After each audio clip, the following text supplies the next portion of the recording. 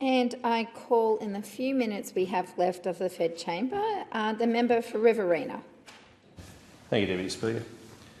Last sitting week, the Albanese Labor government introduced its new Aged Care Bill 2024 to the Parliament, and we, as the coalition opposition, think that it's right that it ought to go to the Senate Community Affairs Legislation Committee for inquiry.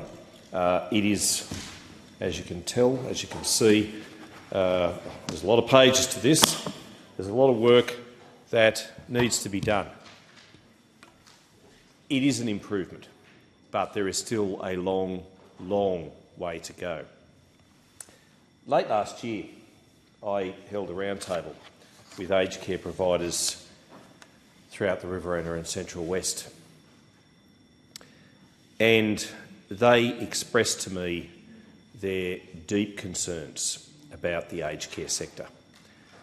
They are at the forefront of what is seen by them, by residents and by many in society as to be a failing system. And it's become a whole lot worse under this Labor government. The roundtable that I had originally came about after discussions with John Knight, the chair of Uralba Hostel, Gundagai. Gundagai, like many communities in my electorate, and indeed many country centres, has an ageing population. Rural and regional Australia, in many places, there are ageing populations in those centres, and people are desperately worried that when they reach that time of life when they can no longer look after themselves, that there won't be a bed, a place for them in the community in which they've lived for most, if not all, their lives.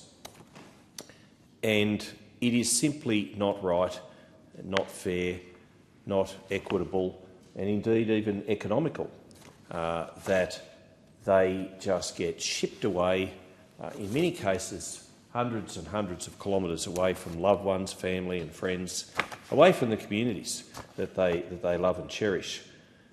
They're left to spend their twilight years, what should be their golden years, in communities which are foreign to them.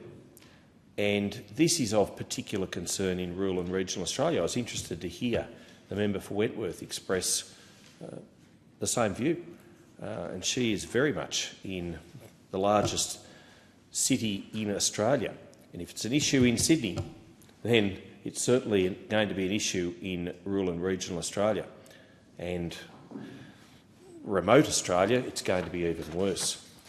And to that end, I was particularly aggrieved by the fact that initially Labor did not intend to have funding for rural and regional Australia committed as part of this Act. The Coalition secured $300 million in additional capital funding through the Aged Care Capital Assistance Program for regional, rural and remote aged care providers to upgrade facilities. And this was in addition to additional care funding, particularly for aged care homes throughout country Australia. And this is important. This is necessary. This is vital. Targeted support for rural, regional and remote aged care homes was not included in the government's initial proposal. And did you want to finish your sentence, member for Riverina? I'd only said the word "and," but I can. I'm in your hands, Speaker. Okay, time is interrupted. Unfortunately, the member